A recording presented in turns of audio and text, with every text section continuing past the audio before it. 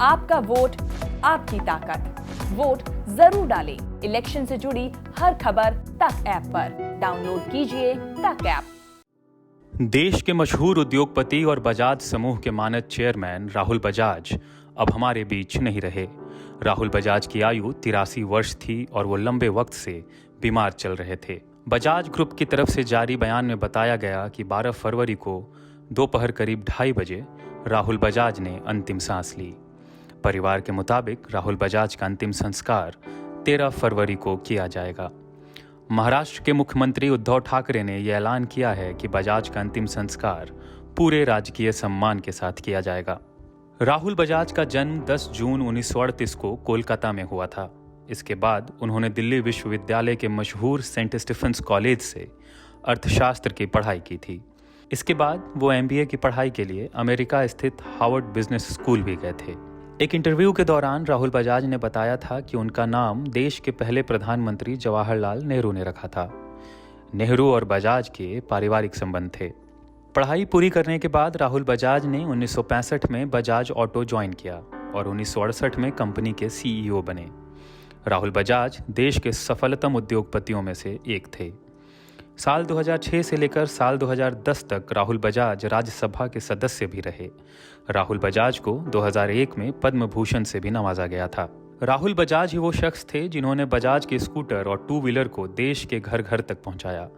1972 में बजाज ऑटो ने चेतक ब्रांड नाम से स्कूटर को भारतीय बाजार में लॉन्च किया था। ये स्कूटर सालों तक भारतीय ग्राहकों की पसंद बना रहा। बजाज ऑटो के हमारा बजाज एडवर्टाइजिंग कैंपेन ने बजाज को घर घर तक पहुंचा दिया। इस कैंपेन को आज भी देश के सबसे सफल मार्केटिंग कैंपेन में से एक माना जाता है। राहुल बजाज न सिर्फ एक उद्योगपति थे बल्कि एक समाज सेवी भी थे। राजनीति में भी उनकी खासी रुचि थी। राजनीतिक मुद्दों पर भी राहुल बड़ी ही बेबाकी से अपनी राय रखते थे। कुछ साल पहले इंडिया टुडे को दिए गए एक इंटरव्यू में राहुल बजाज ने अपनी जिंदगी से जुड़े कुछ अनछुए पहलू पर खुलकर बात की थी। Rahul Saab, I gather that people don't quite realize that you come from a truly exceptional family. Your grandfather Jamnalal Bajaj was virtually a fifth son for Mahatma Gandhi.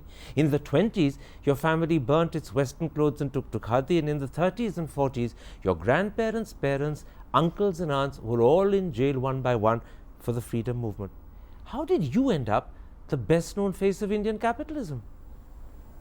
I couldn't have given myself more compliments than this, and your colleagues have done great research. But how did you end up the face of capitalism with such a nationalistic background behind you? You've already answered, Karan, the second part of your question about the nationalistic background. Jamnalal ji, my grandfather, my dada, was considered the fifth son of Mahatma Gandhi. He brought Mahatma Gandhi from Sabarmati, where he came from South Africa in 1915, in the early 30s to Wardha. Only Jamnalal ji. There was no other reason why Gandhi shifted. He was resisting, and that's the story as to why he ultimately had to shift. So would Jamnalal ji have liked the idea that his grandson is perhaps the best known capitalist today, or would he have been a little embarrassed by your success? It's very difficult for me to imagine that, and it's natural for me to say yes to that question, but don't forget, we were a business family. In the 20s, what businesses one had? Ginning, pressing, money lending. If you were Northeast, maybe you were a tea garden or jute, nothing else. In fact, during his lifetime, we bought a steel company which became Mukund, and we started the sugar. Except that you were more than just a business family, because if I recall correctly, in your early years, you lived in Wardha, where Gandhiji's famous ashram was, and for the first 8 years of your life, you didn't actually have a formal schooling. What sort of life were those first 8 years? I remember going to a Hindi medium school for maybe less than a year when I was 6 years old or something in Wardha. But of course, like my father's was entirely that, but my education was in Sevagram, which is our property, and my grandfather gave it to Gandhiji for his ashram, where Bapu Kutir and everything else is there. So to go there, and I was too young to realize what was happening, and then Vinoba's ashram in a place near Wardha, also given by my grandfather, called Paunar.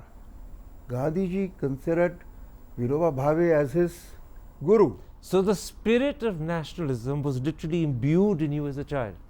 Absolutely. And I can't take any credit for that. It's just inborn. उनके निधन पर राजनीति और उद्योग जगत से जुड़े अलग अलग लोगों ने संवेदनाएं जाहिर की हैं। इसमें राष्ट्रपति रामनाथ कोविंद, केंद्रीय मंत्री नितिन गडकरी और कांग्रेस पार्टी के सांसद राहुल गांधी शामिल हैं।